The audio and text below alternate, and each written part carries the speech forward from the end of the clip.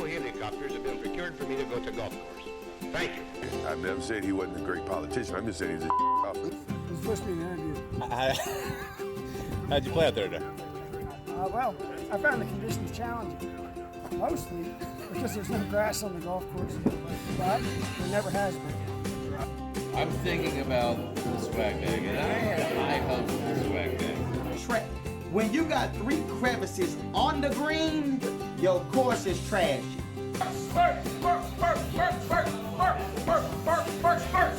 What's happening, folks? Alex Dixon, BeltwayGolfer. Welcome. Very first episode, podcast, YouTube series. For those listening on the podcast, make sure to check out the YouTube channel. There's going to be bonus footage there that won't be a part of the podcast. So be sure to check that out. Super excited to finally launch this. The premise of the show is real straightforward. I'm going to be having conversations with lots of super interesting folks that are connected to the golf industry and the golf world, or just share a love and passion for the game of golf around the DC area and the greater DMV. Just kind of pumped to get this off the ground and get going, and hope you guys will bear with me. This is a new muscle for me, and so there's going to be some kinks, some hiccups. Hopefully over time the production value will go up. My conversation and interviewing skills hopefully will improve, and we'll see where it leads. But we'll jump off. Our very first guest for first episode here is Mike McCartin of Mike McCartin Golf Design, and he is one of the co-founders of the nonprofit National Links Trust, who recently just put in a bid to operate and lead kind of the project for the 3 public golf courses on National Park Service land in Washington, D.C., East Potomac Park, Rock Creek Park, and Langston. We were super excited to meet him up at Rock Creek Park Golf Course, walk around the grounds, hear a bit more about their plans and the bid and their vision, and then sit down talk with him and learn more about what they potentially have in store, not just at Rock Creek Park, but also at East Potomac Park and Langston Golf Course. And also hear about some of his other projects, like his recent role in the renovation over at Washington Golf and Country Club, and his project, a local 9-holer that so many people love around here, the Schoolhouse 9 out in Sperryville, Virginia. So it was a great conversation. It was great to really sit down and learn more about him and get to know him better. So check it out. Hope you enjoy it. All right, Mike McCartin, how's it going? Good. It's great. Welcome to BeltwayGolfer. Yeah. Thanks for being part of the experiment. I'm excited. I hope you work through your kinks. Whatever. Yeah, there's some kinks. There'll be some kinks here. We're out here at Rock Creek Golf Course in Northwest Washington, D.C. One of the 3 courses inside the city on National Park Service land that there's a lot of talk around right now because of this RFP by the MPS. Yeah. So why don't we start there a little bit, and then we'll kind of backtrack, but tell us a little bit about where everything stands today. Sure. We submitted our proposal for the operation of the 3 golf courses back at the end of February, and we were never given an exact timeline about when a decision would come, but my impression was always right about now would be an announcement. And when I reached out just to ask about timeline from the Park Service recently, they said they'd like to announce in the next couple weeks. That doesn't necessarily mean they will, but hopefully Sure. We'll hear soon. There have been timelines in the past that have come and gone. Right. But it seems like this, now we've got the RFP, all the bids have been submitted.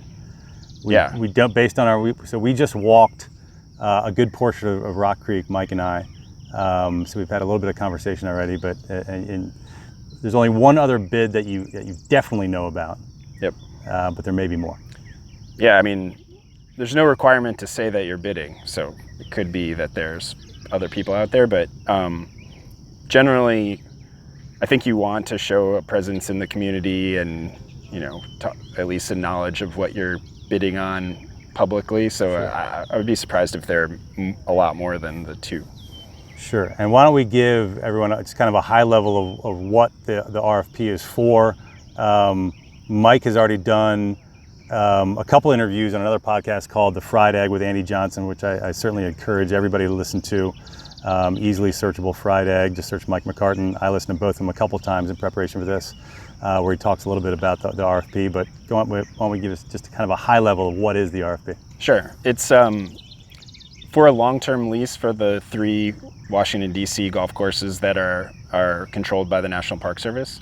And, there's some variables that give the bidders, some flexibility in terms of what they want to propose. There's no strict lease term, so we proposed 50 years. That was your proposal? Our proposal. Oh, is I thought that 50. was theirs. I didn't realize that. So, but you can propose up to a 60-year lease, but you can also propose less. So that's one element of what the Park Service will be weighing. The other would be, what is the proposal for work to do on the courses? What's the benefit that users of the site will get by, choosing one lessee or another? And then the last component would be what's the rent you're paying to the Park Service for doing it. And this RFP is a huge change from the way that the National Park Service has operated these 3 golf courses in Washington, D.C. Yeah. from the past because of this shorter term concessionaire contracts. Yep. Can you talk a little bit about that? Sure. This is actually one of the first scenarios that fits a model that the Park Service is trying to implement more widely. But the basic idea is that traditionally, concessioners have been awarded contracts that are relatively short term, all across the Park Service, but with the golf courses in DC being no exception. With a 7 to 10 year contract length for a concessioner, it doesn't incentivize a concessioner to make a large capital investment when the time frame is that short. That's kind of number one. Number two, though, is that even if somebody wanted to make a large capital investment in their concession, relatively recent legislation, that governs the Park Service makes it impossible to do it without the Park Service paying for it. The reason being, there was a long time from when the concessions system started where it was up to the concessioner to determine what investments they wanted to make in their property. But Sure. At the end of their concessions contract, the next concessioner would have to pay the previous concessioner for all of the improvements that they made. And what ended up happening was that the concessioners got entrenched in their positions because no one wanted to pay them for what they had invested. So it ended up being the same concessioner for a long time. And I don't know, I think it might have actually been the Park Service had to pay back the old concessioner. And so instead of having to do that, the concessioners just stayed and got more and more entrenched. And there was no turnover. And had very little incentive to really do any significant improvement. And then once you've done that, you've kind of entrenched yourself, then you don't need to do anything. Sure. Because they're not going to kick you out when they owe a lot of money, should they want to switch. Yeah. So then a law was put in place that said that system is untenable. If we're going to make capital improvements, the Park Service pays for it, period. But that meant, given all of the funding issues that are inherent to any government-related thing, that a lot less capital investment was being made than should have been. And so now there's a recognition that maybe a long-term lease is the better approach, where you give a lessee a opportunity to make some investments and realize a return on them over a long period of time. Sure. And so within this RFP process, you and a partner of yours, Will Smith, Yep. Have started a nonprofit called National Links Trust. Yep. So this is where you come in. Sure. So why don't you talk a little bit about that? Yeah. Well, Will and I are both DC natives, and we, I grew up playing at East Potomac. It's where I learned to play golf. It's a special place for me. I know that story is something that's really common in the area, and if you're thinking about kind of the types of places that really introduce the most people to the game, East Potomac, Rock Creek, and Langston have to be at the top. They're like the prime examples of places that are really like the gateway to golf for the most number of people. They're close to large population centers, and really welcoming and accessible. And very historically significant. Yeah, I mean, and that's kind of an icing on the cake. I mean, like, that's unique to these courses here, but it doesn't have to be. I mean, the general components, location and affordability are probably the most important things. And then, when you get into it, well, what makes the DC courses even more special is the circumstances around which they were founded, and the golf architects and kind of events that occurred over time at each site, are pretty amazing to think about. And so, like, getting it back to the original question, when Will and I are both have a history in the golf industry, recognize a lot of the things that we've been involved with. Like, I've worked for Tom Doak, worked on a lot of great golf courses, but it really is about the things that are most special to me are the things that people can actually see and play. And a lot of the places you end up working on, for new golf courses, tend to be places that are relatively private and inaccessible. So, Sure. The combination of all of this is that, like, in our backyards, places that we really care about have this great history and an opportunity to, kind of recapture what's been lost over time and show it off. And that's where the National Links Trust came from. Love it. And so I got a bunch more questions about National Links Trust, about where the RFP stands, about plans for all three courses in the future.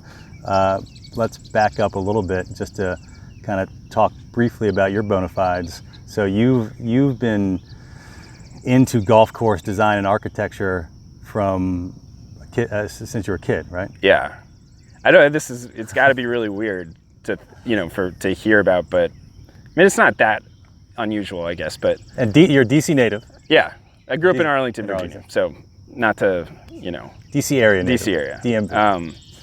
And when I first started playing it, so this is the way I describe it. I can't guarantee that this is exactly how it happened, but started playing at East Potomac.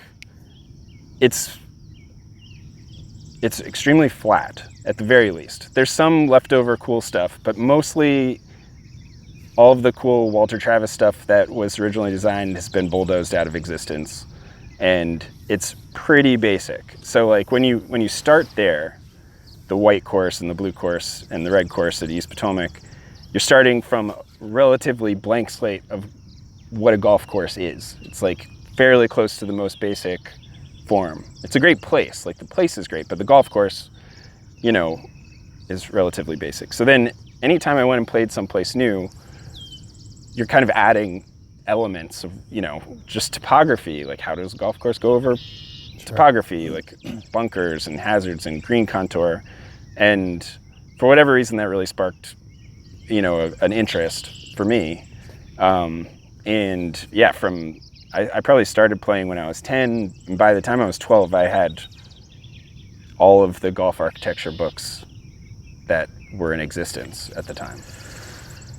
And so fast forwarding a little bit through college and then on to, you got a master's at University of Georgia in landscape architecture. And your master's thesis is easily findable online. I've read bits and pieces of it over the years, many times.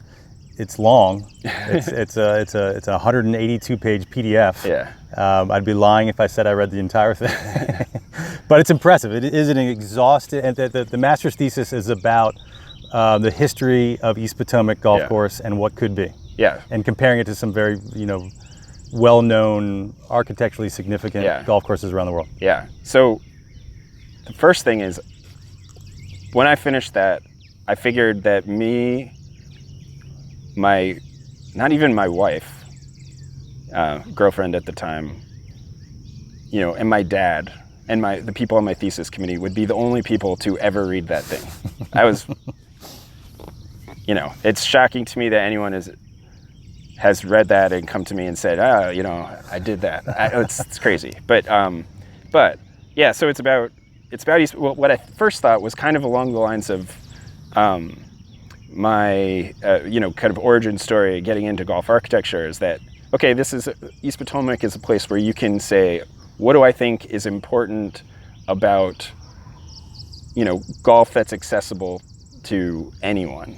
What should a course, you know, that will take people who are like total beginners all the way through, you know, very good golfers, what can make a place like that work in a way that actually provides a lot of architectural interest? I mean, it works right now. It's open and there's not a lot of contour and people get around fast and it's in a great and beautiful location. So like, it's totally functional. But like, how can you add something that's really interesting architecturally to that and make it work so that like it's still affordable? It's not like you're adding cost just by, you know, for maintenance, sure, but it still allows everybody to get around. So that was the general idea of the thesis. I had really no idea going into that the course had the history that it had. And so when I started digging into it, I realized that like the angle I was taking needed to change and be more about what was there, how does it relate to some of the great courses in history, and how can you bring something like that back to life? And then how does that reflect those principles of what makes a great municipal or publicly accessible course? When you were writing that thesis at how old? Like 25. Like 25. Or 28. 28. So many years ago. Yeah. Was this day, this RFP that you're now a part of, was that, No. you know, were you thinking about that? No, not at all. I was thinking about writing something that got my ideas on paper about public, accessible, and affordable golf. But that thesis has really laid the groundwork for, is that fair to say, for kind of the, yeah, I mean, what the National Links Trust is all about? I think so, because, I mean, for the National Links Trust, it's about making sure there is great, affordable public golf. Because that's you know, it shouldn't be the realm of private golf courses or extremely expensive. I mean, Bandon and Streamsong and, you know, great golf courses like that are also public might as well be private for a lot of people because they're hard to get to and they're super expensive. So, sure. You know, I wrote down I don't know if you call this the mission statement of the National, but yeah, promoting and protecting affordability, accessibility, and engaging golf course architecture at municipal golf courses throughout the United States. And so the way you tie that back, especially to East Potomac and where we came from when we were thinking about starting the National Links Trust, was there's been a lot of talk over a lot of time about taking East Potomac or Langston and making it into a championship course where they might host a tournament and therefore you could charge, you know, hundreds of dollars for a round of golf at one of those places. And that's always struck me as the wrong idea. I mean, it's entirely possible, right? They're great locations, and if you built a good enough golf course, regardless of whether you have a tournament, you could build something where you charge people a lot of money, because I mean, there's a lot of people in close proximity, and they're great locations. But to me, the courses have always functioned as like the gateway to golf for beginners through, you know, people who just don't have access to places that are, you know, more expensive or private, and we have to keep that function. Otherwise, the ability to access golf goes away. And these are the places that, because of their location and because of their histories, need to continue to be, you know, easily accessible and affordable for everybody. And if we can add great golf architecture to that, I think we've hit the holy grail. Absolutely. Especially at a time we are losing public golf courses at a pretty fast rate near urban centers. Absolutely. Because as urban sprawl obviously Yep. Continues and the property values just keep skyrocketing, suddenly you know, an 18-hole golf course is worth a lot more as a subdivision. Totally. So keeping these accessible. So your first, so you went to work for Tom Doak, Renaissance Golf. Probably worked on, I've heard you talk about working some pretty special projects. But your first solo project is, am I right, the hat you're wearing right now? Yeah. For those who are watching video, Yeah. Schoolhouse 9, Sperryville, right. Virginia. Yes. You talk a lot about that on the fried egg, and I want to focus more today about, you know, Rock Creek and DC, but tell us just a little bit about Schoolhouse Sure. 9. Schoolhouse 9 is a 9-hole par 3 course in Sperryville, Virginia, which is about an hour and a half from DC, right at the foot of the Shenandoah Mountains. And just a really beautiful place and a really cool small town. And the owner, Cliff Miller, approached me, or actually approached Tom Doak about building a par 3 course for him there. And Tom, at the time, was really busy in a lot of different places, and knows that I live in DC and that I would certainly be interested in something like that. So got me and Cliff together, and Cliff is a really kind of special guy who realized that he, you know, by building a par 3 course, there are a lot of ways you could do it, but basically his approach was, let's make it as affordable to maintain as possible so that we don't need to be, you know, crowded all the time in order to make the you know, the business work, and that we can also kind of show in a county that's pretty conservative in terms of the types. It's actually probably more liberal a place than you might expect, but they're very conservative about the types of development that they allow there. And a golf course is definitely not on the list of things that they were all that interested in seeing happen. But Cliff realized, and I think it's the right, you know, if a golf course should really reflect its location, that that something like the Schoolhouse 9 was the right approach, where really minimal irrigation, you know, only irrigating the greens. The golf course is going to change with the seasons. It actually kind of reflects, the course is built in like a meadow that used to be grazed by, you know, farm animals.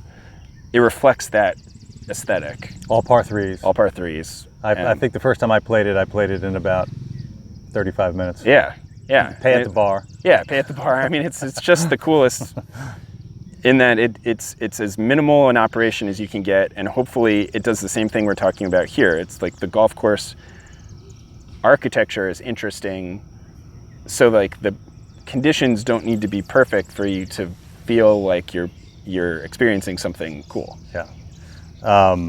And for anybody that hasn't been there or hasn't been to Sperryville, it's cool. I mean, you're right next to, I guess, the middle central entrance to the Shenandoah National Park. Yep. I forget what it's called, but Sperryville itself is a cool little small town. It's got a brewery. Yeah. It's got a distillery. Yeah. Some really cool antique stores. Great pizza shop. And then there's an antique arcade connected to the golf course and the bar. It's the old schoolhouse for Sperryville. It was an antique shop for a long time. Now Rappahannock Community College and a few other businesses operate on kind of the upper levels, but the bottom level is an arcade and a restaurant and bar, and that's like basically the clubhouse for the golf course. Got it. Yeah, no, I love it. I'm actually going to be down there, I think, the next couple weekends. Nice. So we're out here. Folks watching the video, we started out in the shade. We're slowly getting into the sun here. We got gnats. We're right past what used to be the 18th green. So and this is the opening day of Rock Creek after being shut down for COVID-19, for coronavirus. Yep. This is Friday, June 5th. Yeah. So there's golfers out here. It's early morning. They just reopened, and the course actually closes down for essentially the winter. They closed in early December. Yeah, I don't know if that's all the time, but I do think that they're kind of sensitive to the amount of play that Rock Creek gets. Yeah. I think having seen the financials as part of the RFP process, you know, there are times of the year where it doesn't make sense for the course to be open because of the lack of play and the expense to maintain it. So. Sure. So before we kind of dive back into Rock Creek and the RFP, one of the other local projects you just finished was at the historic inside the Beltway Washington Golf and Country Club, which just went through a pretty significant renovation. Yep. What was your role in that project? They just reopened. Well, I grew up, that was my high school's home course. So it's the type of place where you play it enough, you start thinking, especially for somebody interested in architecture, start thinking about, well, what would you do to make the course better? Or, you know, and that was before I really knew a lot of the history of what happened to the course. But there was a time in 2013 or 2014 when the club was considering whether to replace the cart paths as, you know, kind of, if we're going to replace the cart paths, then that's the time to do other construction work that you might want to do. And, you know, should we be considering doing anything like that? And so I've brought, you know, working with Tom Doak, you know, the club engaged for a master plan. And so we put together a master plan that, you know, kind of said, here's where the course is now. This is what Flynn designed back in the day. This is what we think is the best way forward for the club. And that process has resulted in the work that just was completed. And just in case any folks that aren't familiar with Tom Doak, he's one of, if not the premier golf course architect designer that we have today. So Washington Golf Country Club just reopened. So anyway, so we're back here. We're here at Rock Creek. You know, I feel like we could do one of these episodes or one of these conversations for each of the three courses. We just walked a good part of the course and the property, and Mike shared with me the vision and what's a part of the proposal specifically for Rock Creek. Why don't you go into that a little bit, Sure. as far as just what you talked about on the 239s and everything? So the basic idea is right now we have 18 holes. This is Rock Creek we're talking about. Rock Creek right now, there are 18 holes, 9 of which are closed. And those 18 holes are kind of connected in the past to an original 18-hole design by William Flynn, of which a lot has changed over time because of some expansion to roads and such in Rock Creek Park. And so those changes have kind of condensed the course into something that's, you know, it's somewhere between a full-length course and kind of an executive course. There are a lot of par threes within the 18, and so our thought was basically like, how can we take the design heritage from William Flynn, bring back as much of that as possible, but still also provide golf for people in a world where like everybody's kind of pressed for time, like things that you can do in 2 hours or less. Part of that is just the nature of the site not being big enough for, you know, the recapture of Flynn's design, and so what do you do in that scenario? But the basic idea that we have now is 9 full-length original Flynn holes, or as much of that as we can get, 9-hole par 3 course, and then a driving range. That would kind of hit on the things that matter about the property, its history, and the reality of golf today. And so with that, you get a little bit for everyone. Yeah. You get a full-length 9-hole course. Yep. You said about 3,300 yards. Yep. Recapturing the original design of the place by William Flynn. Yep. William Flynn was a well-known golf course architect from the golden age of golf in the 1920s. I think it was when it was built. Yeah. But then you also get a par 3 course. Yep. For someone that's looking for something a little shorter, and you get a driving range. And, Yeah. and where Rock Creek, for those who don't know, where Rock Creek where we're located, I mean, we are in prime commute area. We're right in Rock Creek Park, in between 16th Street on the east side and Connecticut Avenue to the west. Yep. People coming home, driving home from Capitol Hill or downtown, you know, hit the driving range, play a quick 9 on the par 3 course, what Yep. have you. I think it's. I'm excited to see the proposal. So we got. There's one of the maintenance guys driving by right now.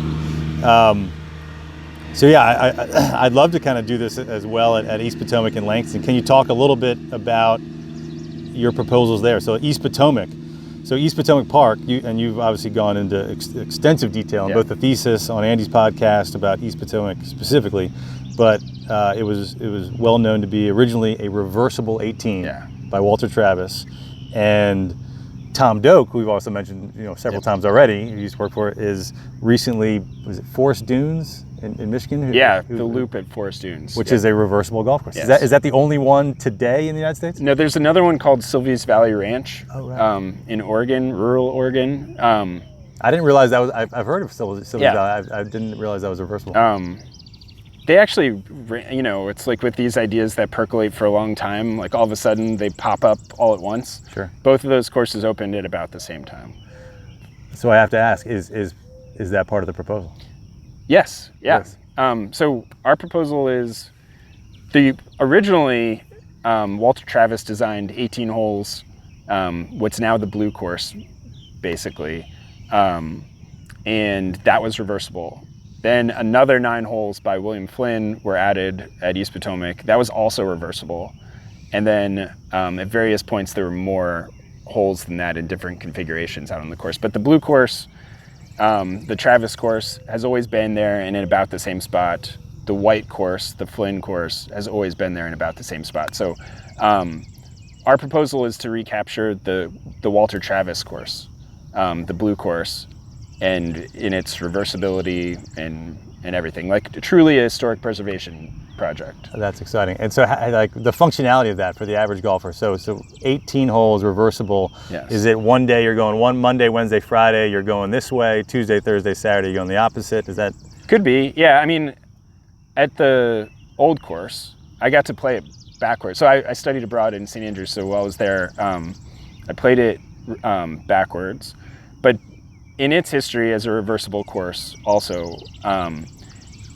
it would be played at various points in different ways. So at one point it was week to week, forwards 1 week, backwards another week.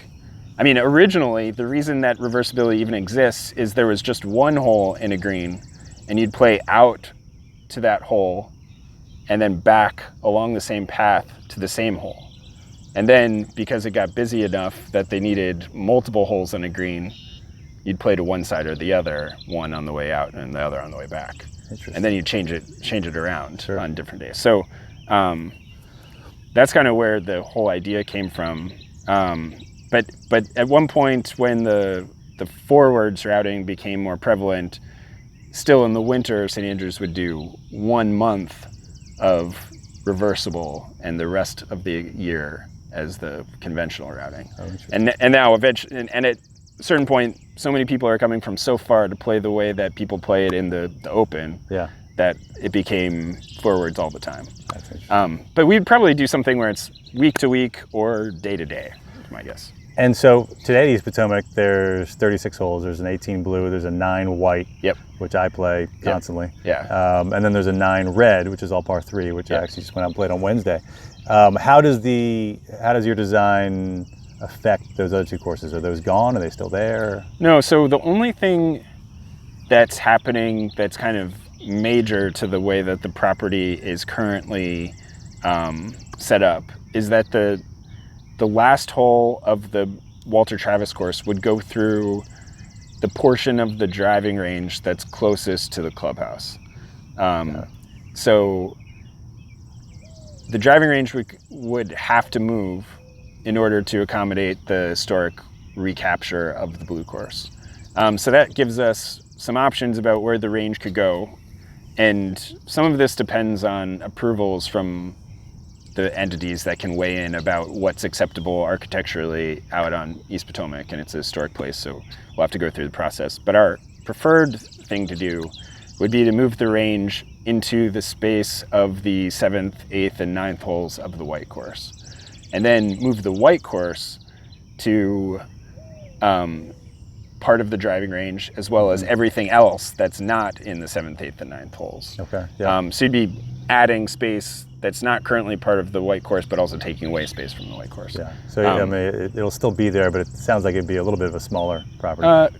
Very slightly, not a ton of change. Plenty, still the same length and types of holes and everything. Got it. Okay, that's good. But that's just the reality of trying to fit everything that currently exists on the property there in this future state, when there wasn't really a massive driving range back in the day when the whole thing was designed. Yeah. So. And the red, that would... The red course would maintain as a par 3 course of same length holes. Really? So the Walter Travis plan, the routing, doesn't touch where the Not red... really, not a ton. So the only thing that's changed over there is there's an additional parking lot in, some of the original space over there, but right next to the practice hole right there. right, yeah. So the practice holes would go away and be incorporated into the red course. That's really all that happens. Well, that's exciting. Hopefully we can maybe stroll around there sometime. And then the third one is Langston. So Langston Golf Course on Benning Road, Northeast DC. Yep. Also just a ton of history. What's the plan there? Sure. So from a golf course perspective, the plan at Langston is just to connect the golfer more to the site, which currently doesn't give you a view of what makes it special very often. Sure. But basically it's part of the course is on an island in the river. All of the course you should be able to see the river. Yeah. And yet you can't see the river very often at all when you're out there. So we were just talking about this. Yeah. There's at least 3 or 4 holes where you're on Kingman Correct. Island, and I played it a handful of times before even realizing Yeah. that I was on an island. In a lot of cases, what's blocking you from seeing the river is a whole bunch of invasive vegetation that's been allowed to go wild over time.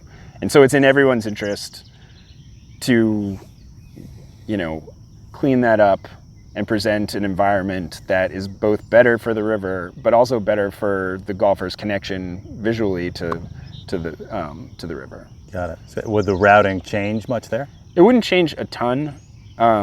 What we'd be looking to do is kind of rebuild the driving range, improve the details of the golf course, but the routing itself wouldn't massively change. Got it. Just kind of taking more advantage of the river is really the key. Sure.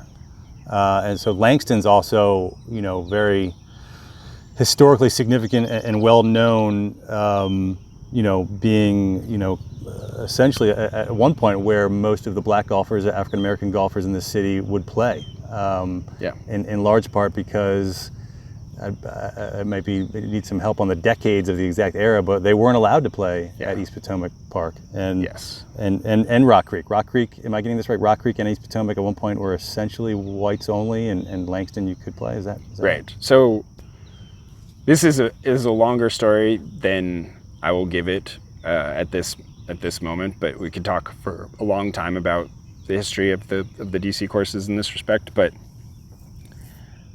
when the East Potomac and Rock Creek courses were built in the early 20s, the golf courses were under kind of a DC government umbrella. Or more of a DC government umbrella than they are now, where they're federal. At that point, they were essentially segregated. There was a golf course specifically for African Americans on the grounds of the Lincoln Memorial. But as the area around the Lincoln Memorial was more and more heavily used over time, this is now getting into the late 20s and early 30s.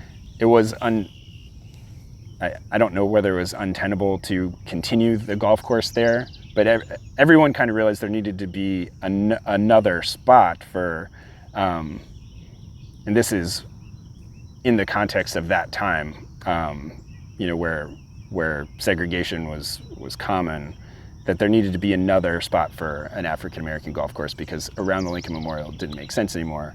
And so there was a movement to build a course, specifically for African Americans, and that process occurred throughout most of the 30s.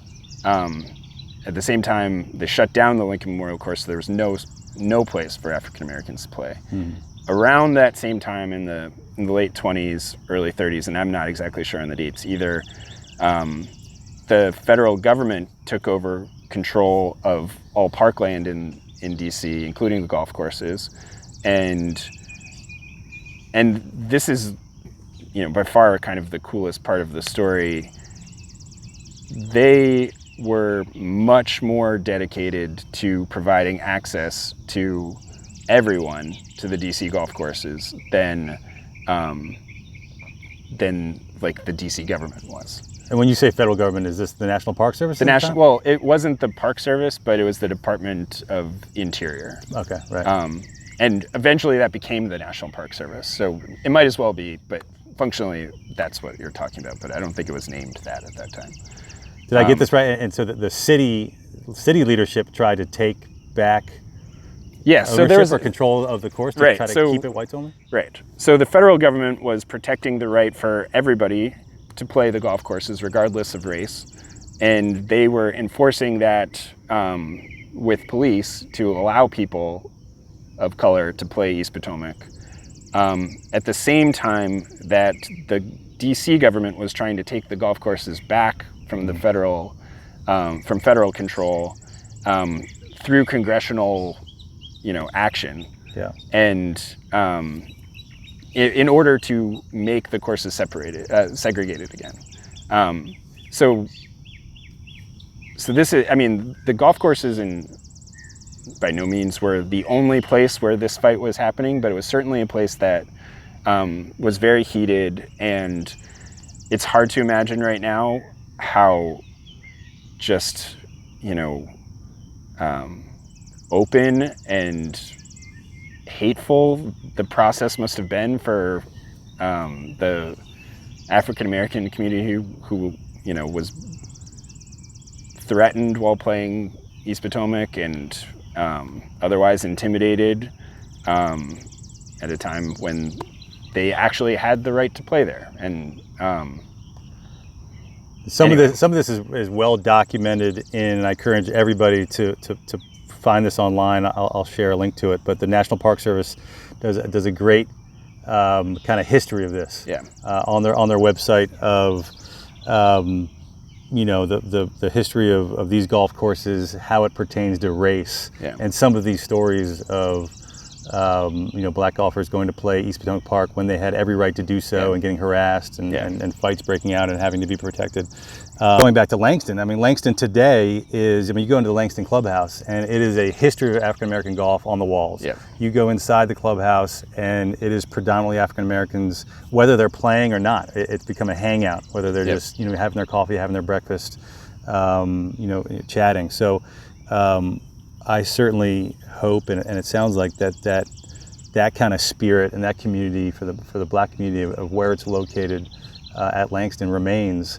And the amount of history at Langston, I mean, just look that up with Lee Elder used to run the course. Joe Lewis has played the course. I mean, there's a tree there named after Joe Lewis.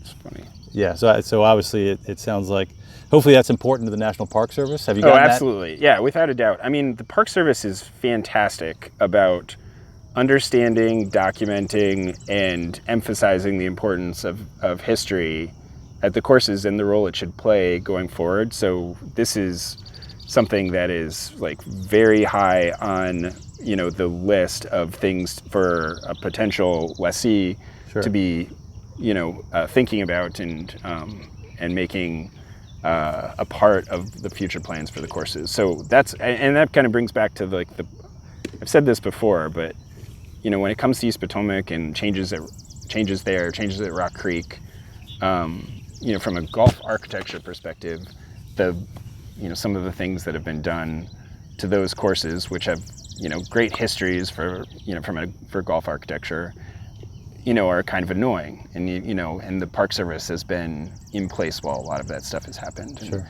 And so it's easy to be kind of critical simply from that angle when thinking about the Park Service's role at the courses. Sure. But in a much more important and much broader context, the Park Service is the best thing that could have ever happened to these places because it's protected people's access to the courses. And that is much more important than any golf course feature or anything like that. And it just makes you, if we were to win the lease, it makes you really proud to be a part of that, lineage. Yeah. That's interesting. And I mean, today these three courses, I mean, I've been playing these three courses, you've been playing these three courses for years and years and years, extremely diverse at all three courses. Yep. There's black, white, golfers out here all the time. Doesn't seem to be a majority of one or the other. However, golf in general, I think most people agree, still has a long way to Right. go in that respect. And I think we saw some of that just with some professional golfers' postings on social media, Right. over the past week, and so we've got a long way to go. So that's good to hear your stance on it, and National Park Service making sure that that's certainly priority. And it comes back to National Link Trust talking about Yeah. keeping everything accessible, Yeah. and not excluding golfers, even if it's just from an economic standpoint, from playing these great golf courses that we have. The last thing I kind of skipped over that I'd love to kind of talk about before we ended here, so the RFP's coming up. You're expecting a decision in the next several weeks? Yeah, And let's hope so.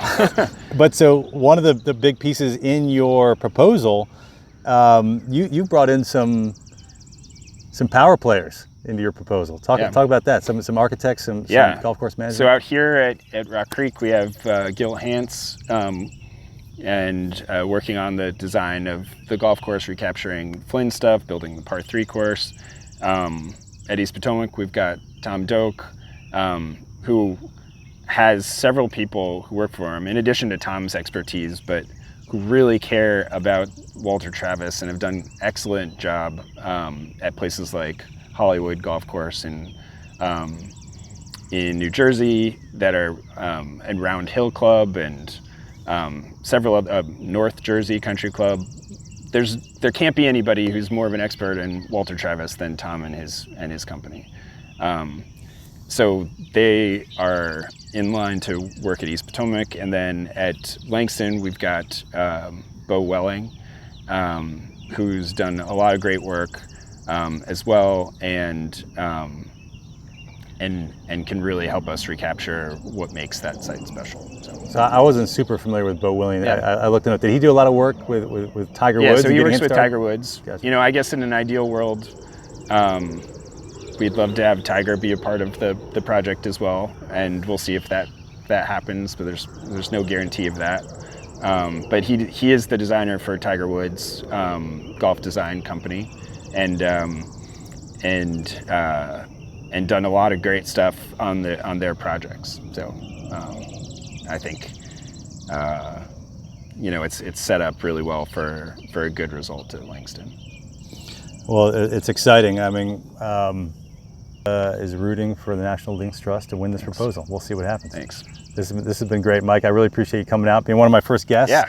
I have a feeling if anybody actually listens to this thing or watches this thing, that we'll be doing this again. Awesome. Love to. Appreciate it. Yeah. All right. Thank you. Thank you. I got to get Johnny Langston's ideas. I don't have a good golf game, but I don't really care. I'm a regular dude living in DC, and I want to know about DC-centric golf stuff. If you can tell me something that I don't already know, then that is great for me. I don't want the regular stuff. I want exciting stuff. I want different stuff. I want stuff I can't hear elsewhere. But I want it to be about DC golf.